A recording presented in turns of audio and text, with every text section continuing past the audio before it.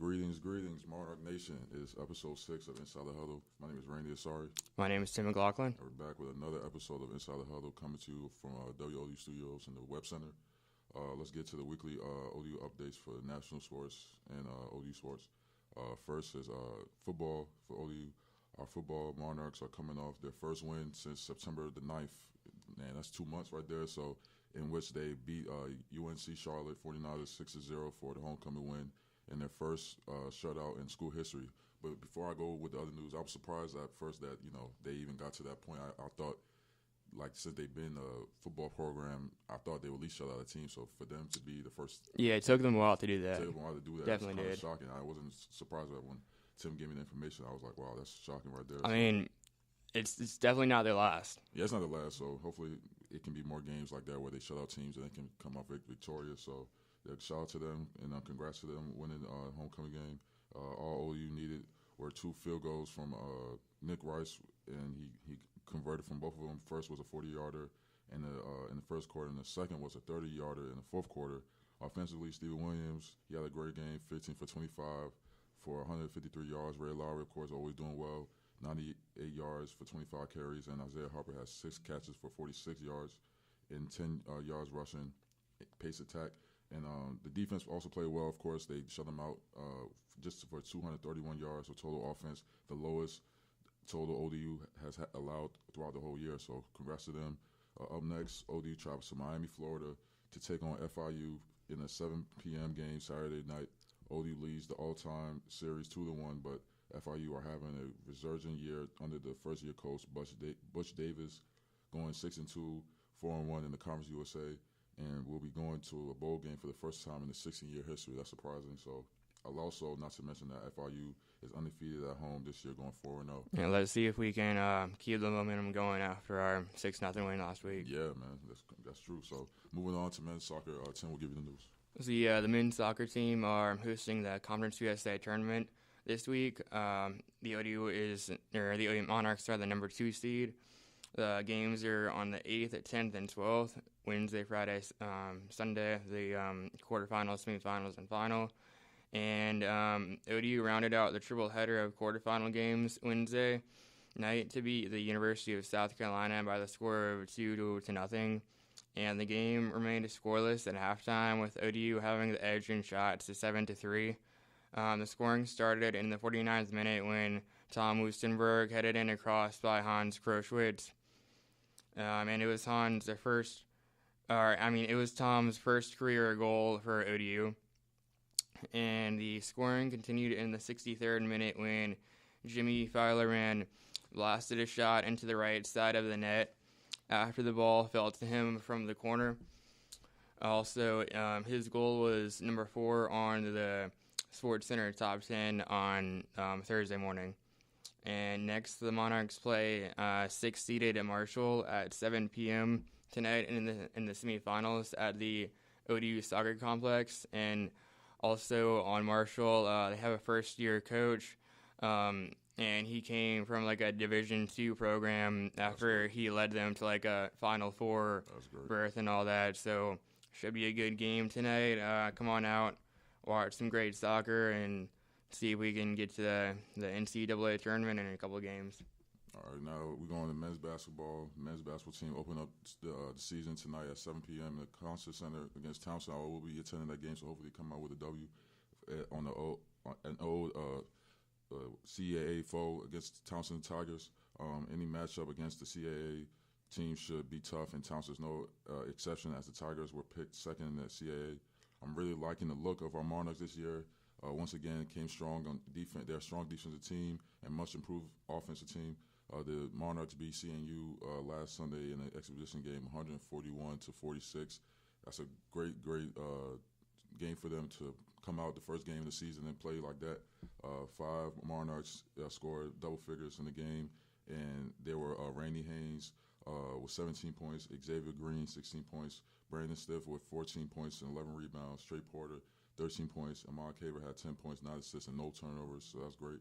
And our men's basketball team was picked to finish 4th in this Conference USA by the Talking Heads. So come out to the TED tonight and check out the new look Monarchs. That's a great season. And also, kind of like our starting lineup this year should be Brandon Stith and BJ Stith, Ahmad Caver, Trey Porter, and Randy Haynes. Yeah, so they have a lot of juniors, seniors playing on the starting five. So a lot of returners and a lot of newcomers as well. They have a lot of seniors that not playing like last year with Denzel Taylor and Jordan Baker. So they're missing some seniors, but they still have a lot of players that played with them last year. So they'll recover and reload. They'll recover and reload. So that's great for them. So good luck for them tonight. And women basketball, Our Lady Mars open the season this evening at 4 p.m. at the TED against Liberty in the opening round in the WNIT. ODU has a great mix of veteran leaders and young talent, and not lost a season opening since 2009-2010 season. So once again, good luck to both teams for men's basketball tonight. So. And today's a big day for ODU sports. Got the basketball doubleheader at 4 o'clock and 7 o'clock, and the men's soccer game at 7 o'clock. So come on out, support the Monarchs. Yep. And next, we're going to talk about wrestling. The ODU wrestling team opened their season last Sunday at the Hokie Open in Roanoke, Virginia, and finished second behind the number 8 Hokies of several teams, numerous college programs. And several programs placed and contributed to their total of 188 points. Among the results in the different weight classes, in the 125-pound weight class, Killian Cardinal finished first, won that category. Steven Simpson finished second, and Michael McGee finished fifth. In the 141-pound weight class, Alex Madrigal finished second. In the 149-pound category, Kevin Budak finished first, and in the 157-pound weight class, Larry Early III finished second, while Cape Hebner finished fifth. Also in the 165 weight class, Luke Drugach finished fifth. In the 174th weight class, Luke's twin brother, Dean Drugach, finished fourth, while Selden Wright finished fifth. And in the 184 weight class, Antonio Agui finished second. George Walton the third finished third, while Connor Frey finished fourth. And lastly, in the 197 weight class, Noah Bushman finished second. And this Sunday, ODU hosts Wrestling Invitational. Come on out and support the Wrestling Monarchs, as they should have a great program, as they traditionally do. We're going to Major League Baseball. Tim, you going to go with that? Yeah, I got this. So now, as we get into pro sports, we're going to talk about some baseball. And although the season may be over, the awards are still going to be given out. They've already been given out, like the Golden Gloves, and still have like Defensive Player and Cy Young and all that stuff. As for the National League, Tucker Barnhart for the Reds won his first Gold Glove, and he was the catcher. Paul Goldschmidt of the Arizona Diamondbacks won his third Gold Glove, and he was the first baseman. DJ LeMahieu of the Colorado Rockies won his second Gold Glove, and he was the second baseman. Nolan Arenado of the Rockies won his fifth Gold Glove, and that he was the third baseman.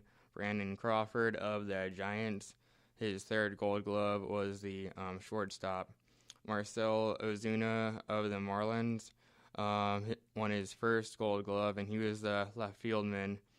Ender Inciarte of the Braves won his second Gold Glove, and he was the center fieldman. Jason Hayward of the Cubs won his fifth Gold Glove. He was the right fieldman, and Zach Greinke of the Diamondbacks won his fourth Gold Glove, and he was a pitcher.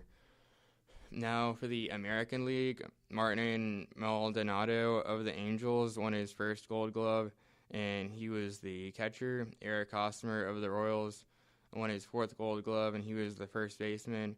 Ryan Dozier of the Twins won his first Gold Glove, and he was the second baseman. Evan Longoria of the Rays won his third Gold Glove, and he was the third baseman. Angelton Simmons of the Angels won his third Gold Glove, and he was the shortstop. Alex Gordon of the Royals won his fifth Gold Glove, and he was the left fieldman. Brian Buxton of the Twins won his first Gold Glove, and he was the center fielder. Mookie Betts of the Red Sox won his second Gold Glove, and he was the right fielder. And Marcus Stroman of the Blue Jays won his first Gold Glove, and he was the pitcher. And now we'll make our Cy Young predictions. All right, now Cy Young predictions. Who's in again for the NL again? You remember? Nominees? Yeah, nominees. I know Scherzer and what's it called? Strasburg is the top two, and then I think Kershaw is as well. So yeah, I think Kershaw's in it. If anything, I think I got Scherzer winning it. He's had a great year. Nationals been playing really well throughout the year, even though they didn't make it to the far in the playoffs. But Scherzer always comes out. Even when he's injured, he comes and plays. He's a tough leader, tough competitor. He doesn't want to lose. So for me, I got Scherzer winning it. What you think? I'd have to say Scherzer as well, because although Kershaw is on the Dodgers and they went further in the playoffs, he was kind of vulnerable, and the Astros did well offensively against him and all that. So I mean, Scherzer did well in the clutch moments. Yeah. So for the American League, I'm going to have to go with, well, I'm not entirely sure who the nominees are, but I'm going to have to go with Justin Verlander. Yeah, of just course, because he was just he was lights out. Yeah, throughout the whole playoffs, he was playing well since he got traded. When the games mattered. Astros. So I mean, since he got traded to Astros, he was playing really good. He was 9-0 regular season, didn't even lose in the playoffs. So for me, I also got Verlander. If he is a nominee, you definitely got to give it to him because he's been playing really well throughout since he's been traded from the Detroit Tigers to the Astros. He's been playing really good. I think it's crazy. I still think it's crazy how the trade was completed with 2 seconds left, the trade deadline. And they still got their guys, so he's going to be good for them. So congrats to them, those nominees. Hopefully one of those guys wins it. So we'll see. Now, now we're gonna talk about some NHL. There was a great slate of hockey on Thursday night. The best game was the Tampa Bay Lightning at the Los Angeles Kings. The best team in the East versus one of the best in the West, and both teams have been surging on offense. Tampa Bay leads the league with 3.94 goals per game, boasting the NHL's top two producers in Steven Stamkos at 28 points in 16 games, and Nikita Kucherov, 26 points. Los Angeles has adopted to an up-tempo style with new coach John Stevens, which is manifested with 34.5 shots per game, sixth best mark in the league, and 3.4 goals per game, eighth best. And the Kings have double-digit point totals, led by resurgent Anze Kopitar. The captain has 8 goals and 11 assists for 19 points already. That's on pace to shatter his 52-point output for the 2016-17 season. And the Lightning ended up winning the game 5-2. The Kings have won 11 of their first 16 games, 15 games before the loss, tied for their second best start in franchise history. So kudos to them. Anze Kopitar has led the way for the Kings, recording 19 points in the season, and that's tied for the second most through the Kings' first 15 games of the season since the 2004-2005 lockout. And only Kopitar himself in 2009-2010 had more with 24. In the current standings have the Lightning atop the Eastern Conference, Pittsburgh Penguins in the Metropolitan, St. Louis in the Central, and the Kings in the West. And I mean, I don't know about you, but I'm still waiting for the Washington Capitals to get on a run, and hopefully they will. Hopefully they will. I mean, they always turn up in the middle of the season and always play well. It just takes them a while. It just takes them a while, but, we'll just see how it goes throughout the year, end of the season. Hopefully they make it to the playoffs and make a run. Yeah, especially Alex Ovechkin leading them, because he, I don't know how he's been doing the last game or so, but through the first, 5 or 6 games, he was leading the league in goals. But since then he hasn't really been doing kind of dropped off a little bit, but still early. It's still early in the season. I mean, people have growing pains, so We'll see. Now, let's go to the NFL. Jimmy Garoppolo, he got traded to the 49ers for a couple of picks. Me personally, I was shocked at the fact that he was actually traded. I mean, especially he got traded, but he didn't get the chance to play like that Sunday. And I think so far, I don't think they're gonna have him play. I think they're gonna let him just ride the bench and to see how it goes maybe next year. But for Jimmy Garoppolo, he is a great player. When his number was called when Tom Brady got suspended, I think last season. He really played really good for them. He won them a couple of games. He had great statistics. So he is. I think at this point he is ready to be a starting quarterback in this league. So I think 49ers got I think that he'll lead the 49ers to a couple of wins. Oh yeah, I think so too. I mean, it depends on if they're gonna let him play this year because I think from what the coach and GM said, they're not gonna let him play. I think they're gonna just let him go ride the bench. Why? I don't know. Just to get acclimated to the offense a little bit, and then I guess once he gets ready. Well, I mean, you're right. He does need like a few weeks, or maybe you don't know the offense or yet. So yeah, you're right. He does need to learn the playbook and all of that. Yeah, but you don't know the offense yet. So for him, mean, he's been under Tom Brady for quite some time. So I mean, there's a lot of quarterbacks that have been like that backed up Brady for quite some time and probably got a chance to play. But he actually like played during Brady's suspension, and he played well too. He played well, but I'm saying like as far as like there's a lot of quarterbacks that backed up Tom Brady. But and backed up great quarterbacks. But went to other teams and didn't really play really well. Like Brian Hoyer, he was at the Patriots for a long time. He went to a different team and he hasn't been the same. He's not a good quarterback. Yeah, he was like once on the Browns. Then he was with Houston. Then he had a chance to in 49ers this season. And then he got released, and now he's back with the Patriots, back into Tom Brady. Ryan Mallett, same thing. He was backup for Tom Brady. A lot of people thought he was going to be, the quarterback of the future once Tom Brady retires. But he went to Houston, didn't play well. He's now in Baltimore. He's not a good backup quarterback. So anything can happen when you change teams. Yeah, anything happen when you change teams. But I think for Jimmy Garoppolo, I think it's best for him to get acclimated to the offense with Mike Shanahan, be the quarterback that they expect him to be, because they did trade him for I think a second round pick. So I think a first or second round pick. So they have their faith in him. They have their faith in him. So I mean because it is a really good draft class for quarterbacks this year. They most likely going to be a top 3 pick in the draft. So for them to say hey, we're going to trade some picks to get you, shows that they really want this guy. So congrats to Jimmy Garoppolo. Hopefully he gets his opportunity. He plays well for them because the 49ers do got a talented team. I think they've lost a ton of close games. There are a lot of close games. They could have really been 5-3 or 4-4. Who knows? They really, I think we talked about in a couple episodes that they're the first team to have 5 games straight, losing 5 points or less. Yeah. It was something crazy like that. Yeah, they really had a lot of close games. Just been unlucky. Yeah, a lot of things haven't gone their way on the quarterback position. So now they pretty much got their quarterback. So they just want to they're really building for the future. They're not trying to win right now, I guess. So for them, I think it's good for them. So yeah, that was one of the things that happened this week. Another thing was a lot of ejections throughout the years. Multiple games last week. First was AJ Green and Jalen Ramsey. They kind of went at it. I remember it was kind of funny seeing that because I had AJ Green on my fantasy, and I lost my fantasy because of that for what he did. So I was really upset for AJ Green for what he did. AJ Green, they said, I think after the game, I think this week, Jalen Ramsey, they interviewed him, I think after practice, and they was asking about the whole thing. And he was pretty much I was pretty much calling him weak. Not a good player. You're not a good player. Your time is up, all the stuff. And it kind of got him rattled, because AJ Green, I think from what people see, off the field, he's kind of a quiet guy. He's well-mannered. He's not really a talkative guy. He's to himself, yeah. He's there to himself. So for him to kind of he pretty much got the best out. He kind of was in his head.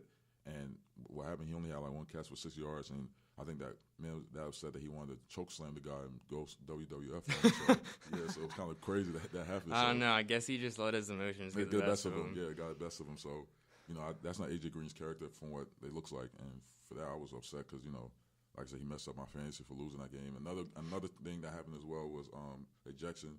Well, another fight that happened was Mike Evans and Marshawn Lattimore. And Jameis Winston also had him for my fantasy this week, last week against them. Same thing. He got injured.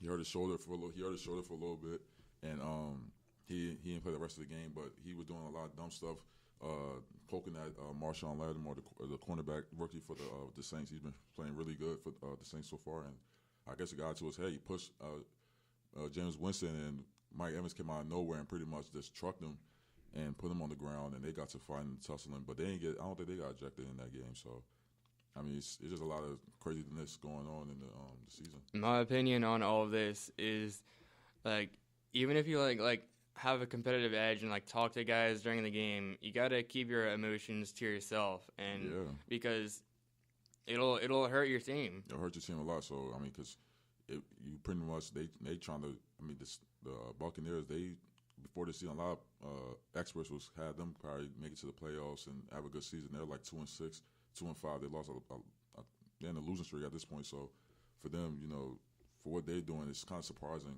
that they're the record that they are right now. Yeah, it's a shame for them. It's a shame for them. And then one thing I forgot to put on the little notes here was the last night's game against the Seahawks and Cardinals. Yeah, it was a close game. Richard Sherman, he's out for the year. He tore his Achilles, so sorry for that. Big loss. Big loss for them. Their defense, Earl Thomas, he's still hurt. So the Legion of Boom is not booming no more at this point. So not right now, at least. Not right now. So. Yeah, the Seahawks ended up winning 22-16. 22-16, close game. So, I mean, I don't know. It seemed like the Seahawks I think I had them as my Super Bowl favorite to make it out of the NFC before the season started. Now it looks like those chances kind of out the window at this point. So yeah, it's not really going to happen. Not going to happen. It looked like it. What are they, like 5-4? 6-3, I think. 6-3? I think so. Yeah. Oh, okay. Well, I don't know, but I forgot. But well, still, long ways to go. But with the injuries that they've had and all of that, I mean, still not really the best chance. I was surprised too because they lost last time against my Skins. The Redskins beat them. I think 17-14. It was close game. Quite the ending. Josh Doxson called a pass at a long catch 1 yard line. At the 1 yard line. Rob Kelly, Fat Rob, got the 1 yard touchdown.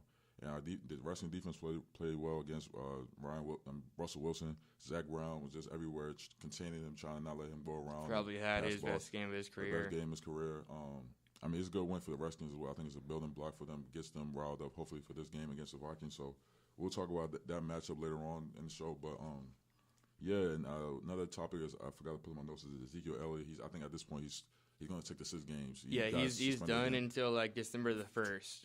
December 1st? No, I think December 1st is I think it's the 24th. I think it was a 6-game suspension.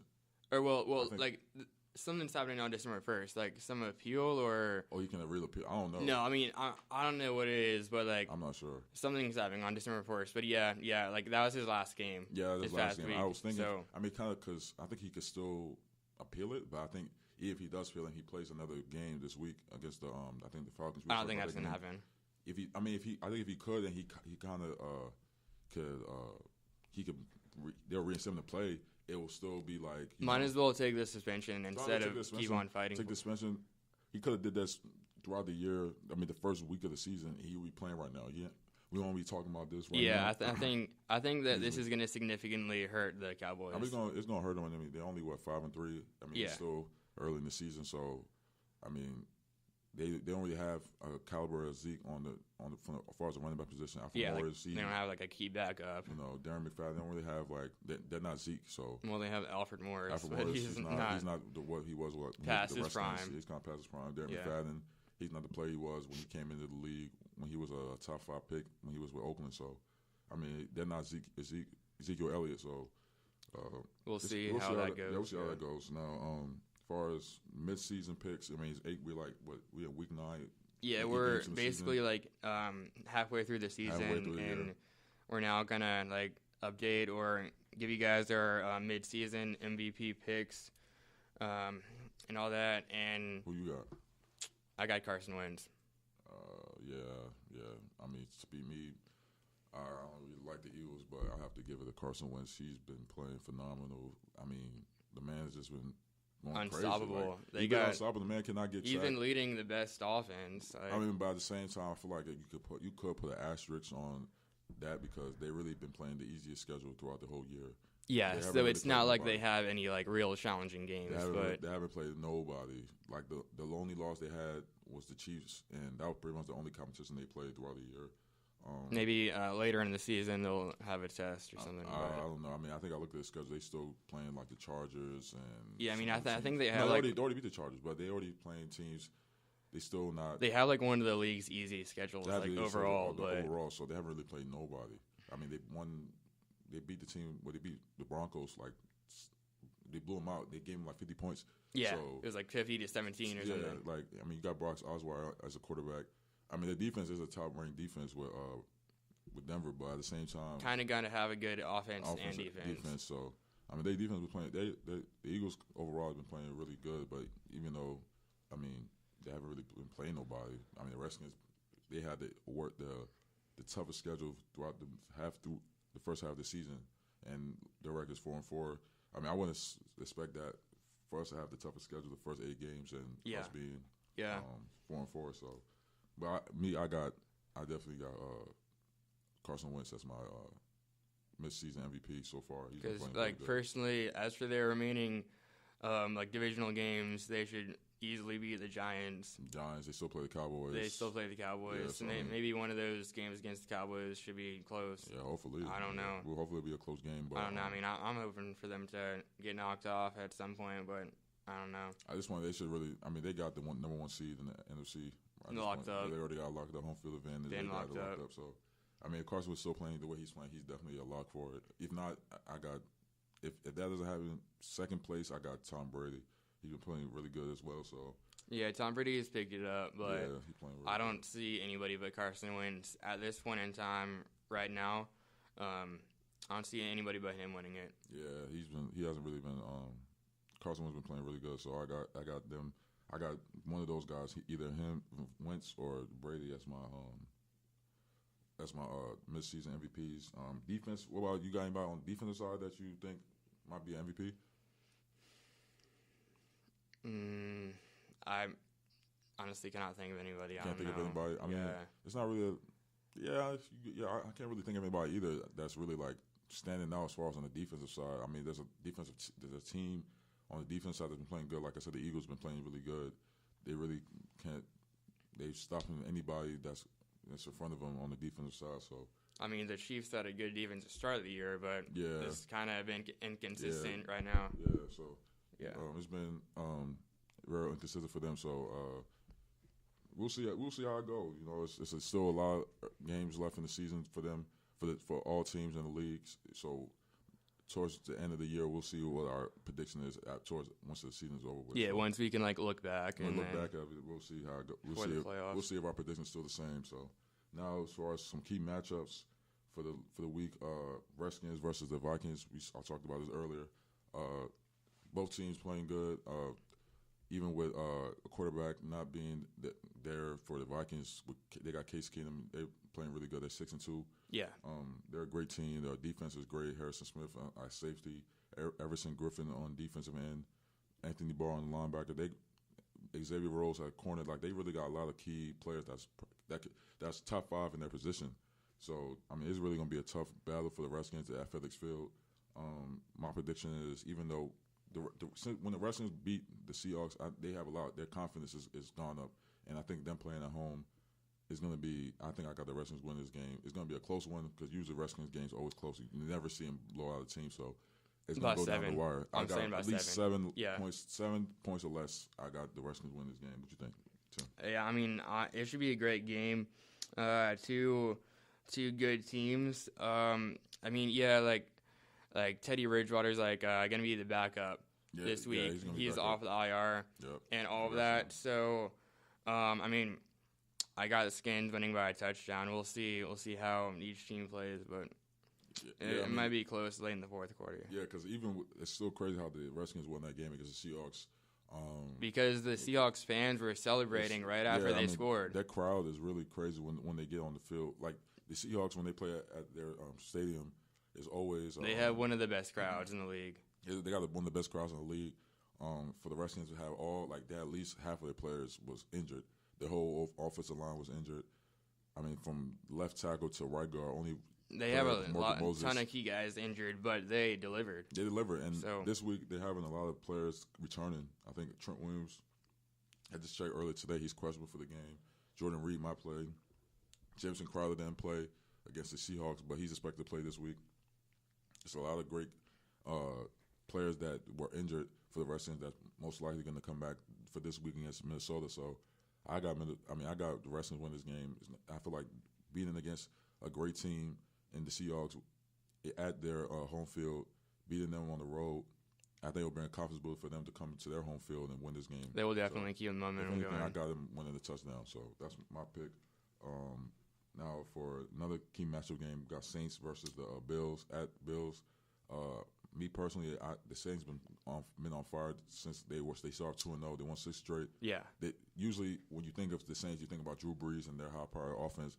Their defense always seemed like they never was a good defense in recent years, but so far they've been playing really, really. Yeah, it's more balanced this year. Yeah, more balanced this year. The Saints defense they look like they've really been turned up a notch throughout this year. They got a lot of underrated players. Cam Jordan, he's always been a defensive guy that's always gets a sack every time. Like I said, we talked about Marshawn Lattimore, their rookie cornerback from Ohio State. He's been playing really good for them as well. Shutdown corner. I mean, they're really going on all phases. They've really been playing really good. You know, their offense is playing good. Alvin Kamara he went to Tennessee. He's been a rookie for them. He's been playing really good for them. Backing up Mark Ingram, mind you, and like you said, you got Drew Brees on the center. Yeah, anything's gonna happen. Anything gonna happen, but definitely can deliver. Yeah, so. But it is at Bills, cold weather game. Usually the Saints they play in the dome, so they don't really play in the weather, in cold weather games. And they'll probably have gotten there earlier, maybe a couple days ago, to adjust to the weather. Yeah, that would be good for them. So. But I'm gonna have to go with the Saints stealing one on the road. On the one, I didn't even make my position. I was talking about. I said all good things about the Saints, but I don't know. I was about to say the Bills because the Bills they got a good team too. Their defense is playing really good too. Toss up, you think? It's a toss up. Yeah. I mean, I don't know. I mean, but if either one team wins, it's gonna be I say it's gonna be a close one because their defense. The Bill defense playing really good for them, so it's definitely a good matchup. It's a good matchup, but I mean, Tyrod has been playing good. LaShawn McCoy, he's always getting at least 100 yards a game. Yeah. I mean, they did trade Marcel Darius, the Bills, to Jacksonville, but they still got a good defense, and I mean, we'll see. I mean, it's going to be a tough battle. I mean, Kevin Benjamin, he's supposed to be playing this week since they traded him. Oh, he's returning? I mean, he got traded from the Panthers to the Bills. Oh yeah. So he hasn't. This is going to be his first season debut with them, and I mean, we'll see. That should be interesting. This should be interesting. So if anything, I got it. It's a toss up. If either one team wins, it's going to be a toss. It's going to be a close game. So now for another matchup is Dallas versus the Falcons. It's at Falcons. The Falcons have been playing terrible. They lost like 4 of their last 5 games. They were NFC champs last year. I'm kind of surprised, honestly, by such a big fall off by the Falcons after their Super Bowl run. Yeah, they could have won that game against Panthers last Matt Ryan was the MVP. He's not having a good year. He's only having 11 touchdowns with 7 picks. Their offense hasn't even been delivering. Hasn't been delivering a lot. They don't really target Julio Jones the ball enough. They need to get him the ball. He did get the opportunity to get the ball. I think last week he had a wide open touchdown right in front of him. He dropped it. Yeah. Nobody was around him. He just dropped it blatantly. So it's just one of those catches you got to make. One of those catches you got to make. So they've been playing. They haven't really playing that good at all. I mean, but the Cowboys, they lost their running back in Zeke. So it's going to be a toss-up game. But I got Falcons winning this game because it is at home. They got to get some sense of urgency. So. It's going to be a big game for them. They're going to play against a good team in the Cowboys, so I got the Falcons win this game. I have the Cowboys winning this game by a touchdown. You got the Cowboys win this game? Yeah. Wow. Why you got that? I mean, I don't know. I don't know. I mean, it's a toss-up, but they're just a better team to me. So I mean, I don't know how the Ezekiel Elliott suspension will affect them in this game and all that, but yeah, I don't know. I mean, I got the Falcons win this game about 10 points. It was a 10-point game, 7 to 10-point game. 10 points? It's a 10-point game. Really? Yeah. I mean, I think, like I said, I think they're going to turn it up. I think they're going to, it's at home. I mean, Cowboys they say it's America's team, so I got the Falcons win this game at least about 10 points.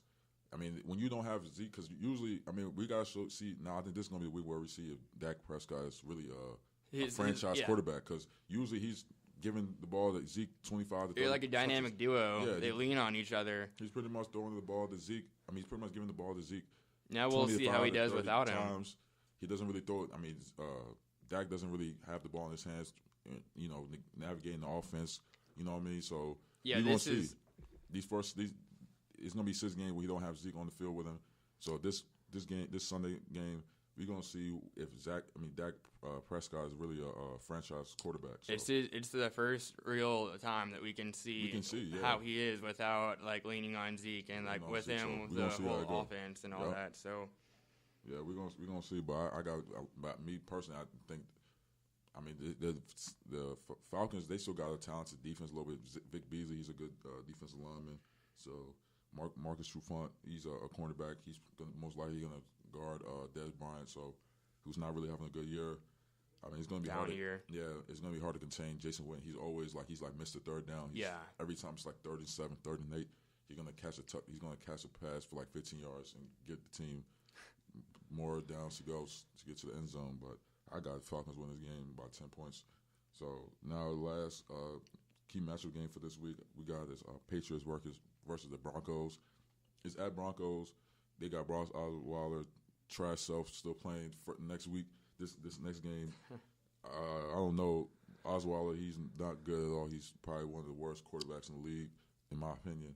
I mean, he's really the definition of a finesser, because for him, he's still getting paid by the Texans, mind you, right? He's still getting what? He's still getting paid by the Texans.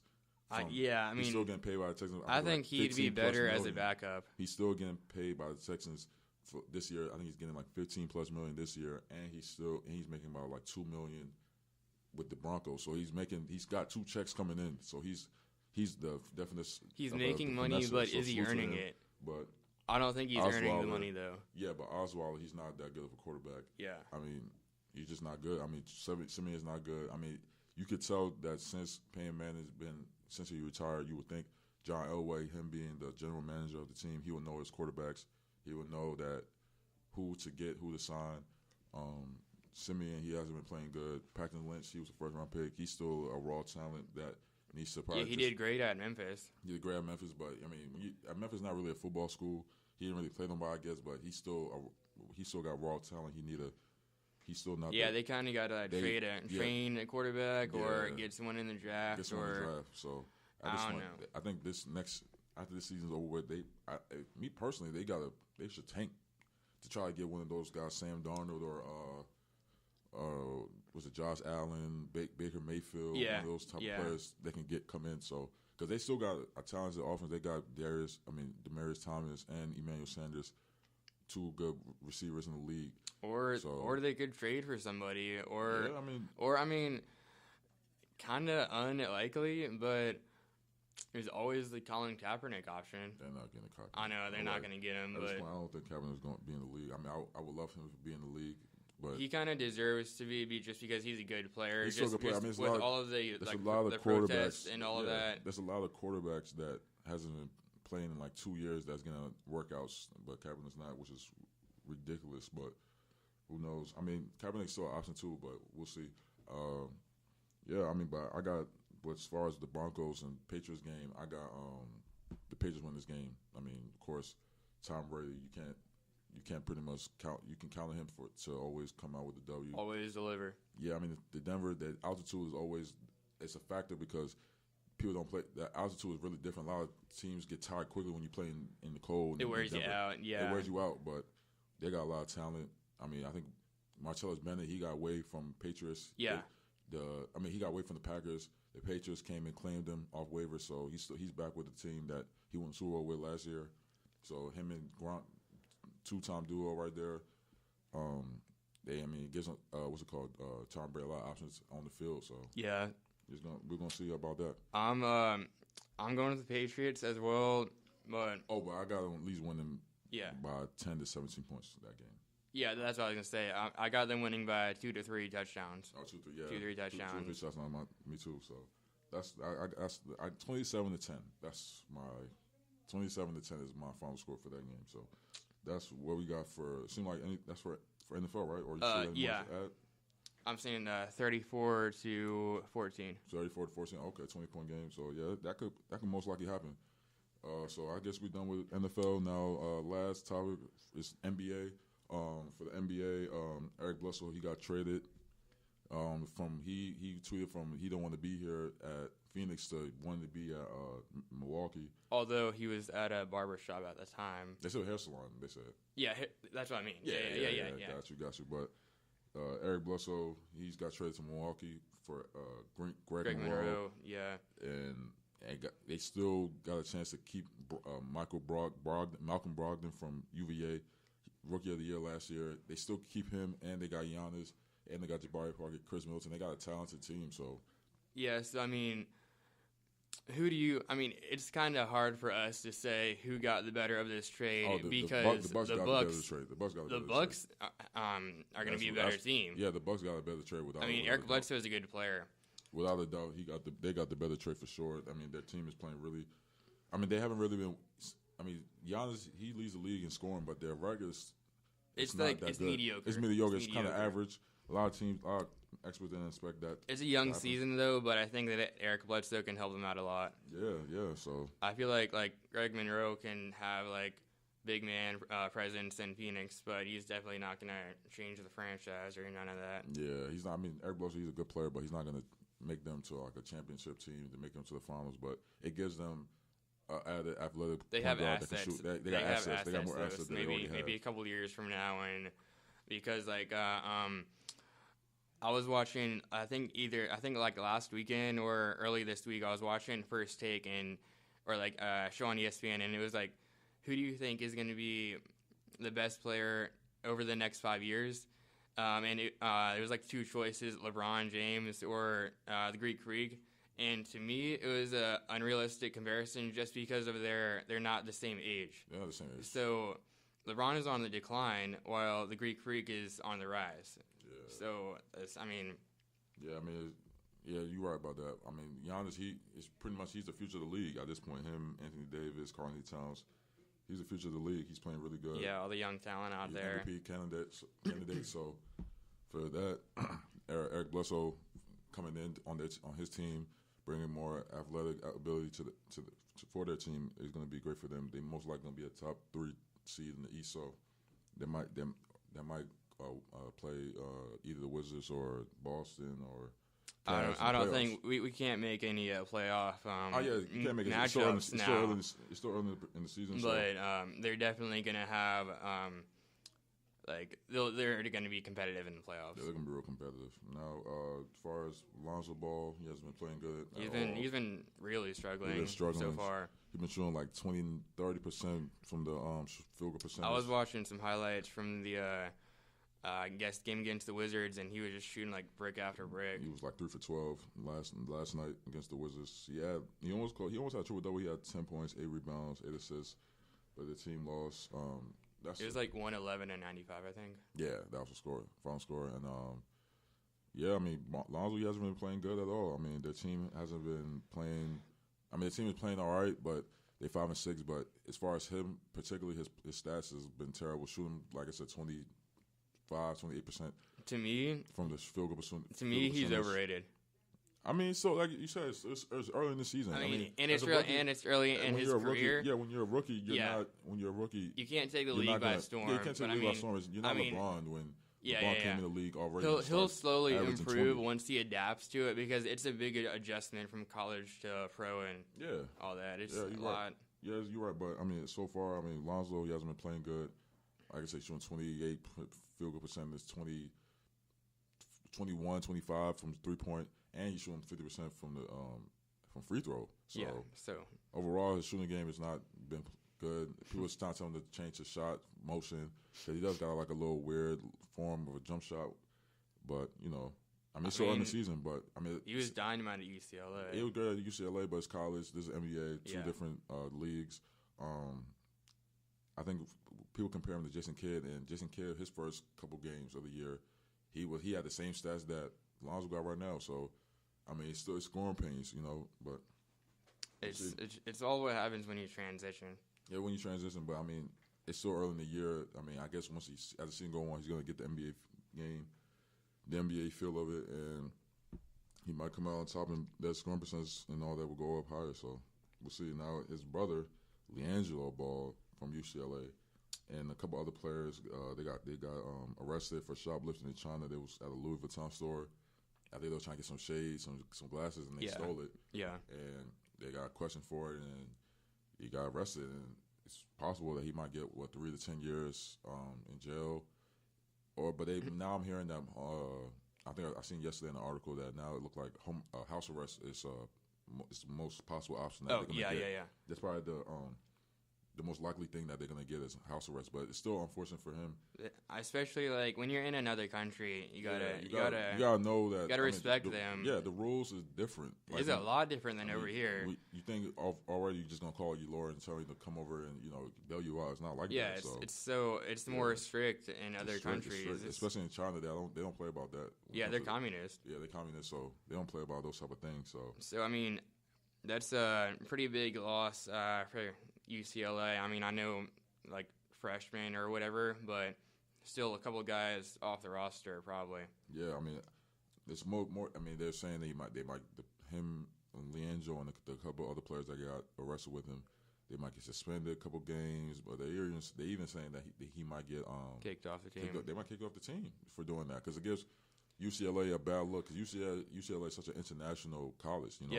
It's not just like people from LA that's go to the schools. People everywhere, all across the country, go to LA to go to college and get their education. So basketball, football, all the sports and everything. So for them to do that, it gives the UCLA not just the team but the school as a whole.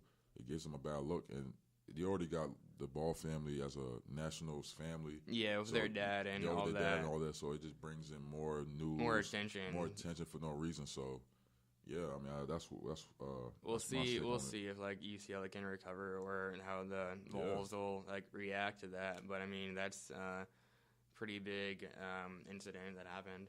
Yeah, man, you're right. So I mean, we'll see how it goes for them and for LiAngelo and the Ball family. And now the Thunder, they're 0-5 against the Western Conference teams. They lost last night to Denver, so they got 0-6 now. They really haven't been playing really good. I mean, so like it's early in the season. It's 10 games, 10, 11 games in a year. And especially like with their new big three, as you will call it, they need time to gel and adjust. Just their whole new roster, new players, old players, gotta get used to each other. You gotta get used to each other. I mean, I think Russell Westbrook, he's really trying too hard to be like trying to dish it out to Paul George and Carmelo because they got traded because of him. Melo even said himself that Carmelo said himself where he said, the reason why he even came to the Thunder because of Russell Westbrook. Yeah. So he's an influence on him. Yeah, he's an influence on him. You see the way he played last year, averaging triple-double. They want to be a part of that and, win some games. Yeah, they want to have success. Success. I mean, Carmelo hasn't had that much success in New York. That's the reason why he got traded. He wanted to go to a team where he can find a way to get to the playoffs and hopefully win a championship. So he went to the Thunder, but they haven't been playing so good so far. But it's just so early in the season, they're gonna find a way to get some wins and get a winning streak going. But yeah, also the Cavs haven't been playing that well either. Yeah, the Cavs been playing really that good either. They lost last night to the Houston. It was a close game. Yeah, they were I think 5-7. So they haven't really been playing it so good so far. But But I mean, I think that they'll pull it together and be a good team later in the year. But I mean, it's just the beginning of the year, and I think that Isaiah Thomas will have an impact when he comes back. Yeah, I mean they're trying to. From what it looks like, they're trying to rely on Isaiah Thomas to come back so they can get more wins. But they can't rely on that. They got to do it themselves. You got LeBron James as your player. You can't rely on another like Isaiah Thomas. Even though he's a great player, he's not LeBron. So yeah, because they have. I mean, although they're like up there in age, they have Dwayne Wade, Derrick Rose, and other guys to deliver. Love, they can deliver, but I think at this point they're just bored. I think they're just waiting to hit like March, like maybe like after the All-Star break so they turn it up and actually win games. And because that's not what you should do though. You can't. It's not. It's not right to wait a certain amount of time and then kick it to the next level. Yeah, that's true. Yeah, it's true. But at the same time, last year they were second in the Eastern Conference. They wasn't trying to win 60+ games. They just wanted to just get to the playoffs. And they want to get to the finals, and they did that. This year they can go in the 3rd, 4th seed, and they will make it to the finals. It's just how it is. It's just who they are. They got the best talent in the East. So best player on the planet. So when you got that's what happens. And going back to OKC, Billy Donovan, Paul George, Russell Westbrook, they all got fined 15 racks for criticizing the officials. They really had a bunch of questionable calls called on them. Like Russell Westbrook, I think he was going for a jump shot. The player pushed him. One of the teams, when they played against the Kings, their defender, they pushed Russell Westbrook, and he fell. Yeah. And they called a flagrant foul on Russell Westbrook. On the play. Crazy. Same thing happened with Carmelo Anthony. I think when they played against Portland, same thing. He tried to drive to the basket. He elbowed Nurkic in his face and laid it up. Nurkic was out here fell he was doing an acting role or something. He looked like he won an Oscar doing that. Like flopping or whatever they call it. He was on the ground for 10 hours just looking at my face got messed up. You know what I mean? And they gave him when it was probably perfectly fine. He got hit. He did get hit. Yeah. But it wasn't it didn't look that excessive to the point where you on the floor for forever in a day just to just to get a call. So the referees bit of an overreaction. Referees reviewed it. They said that Carmelo got flagrant too, and he got ejected from the game. So there's a lot of criticism going on just from them. So when they're probably seeing if they can get some calls with how big players there are. But when you lose a game, that's what happens. So.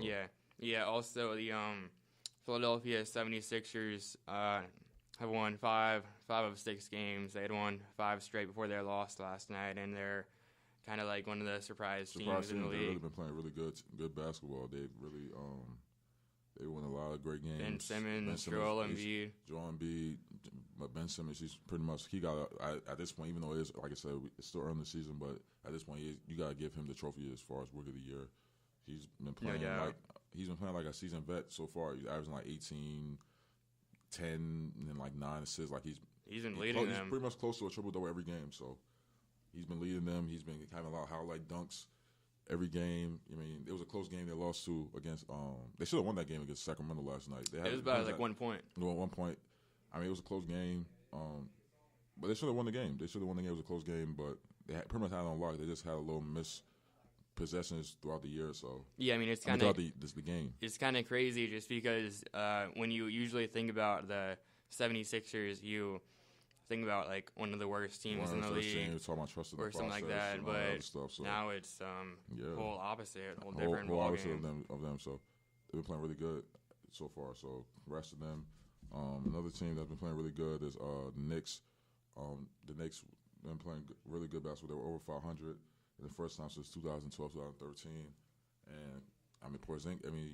You would think that Melo being out, they'll miss him because he is a score machine. But Porzingis he was good, but he didn't lead them to no championships or anything. Yeah, leading no championship, but he still was a scoring option that gave him a lot of points. But it seemed like Porzingis took it in his hands, and now he's one of the top 3 players in scoring. He's averaging almost 30 a game. So he's been playing crazy. Porzingis playing really, really good. Yeah, there's no stopping Porzingis. It really isn't. So when you're 7 foot and you can bring the ball down the floor and you can basically play all 5 positions. He can really play the 3, the 4, the 5. Yeah, too. but still though. He got limitless. With how range. versatile you are like that, that's crazy. Yeah, he got limitless range. He can shoot from anywhere from the court and really play good basketball. So and he's averaging close to 30 points per game. So far, he's clearly turning the Knicks franchise around. Yeah, making them look like they could be a playoff team this year. So since the season's going on, and as of now, nobody expected that from them. A lot of people had them being the top, one of the worst teams in the league. So now they surprised a lot of experts so far. Maybe an eighth seed.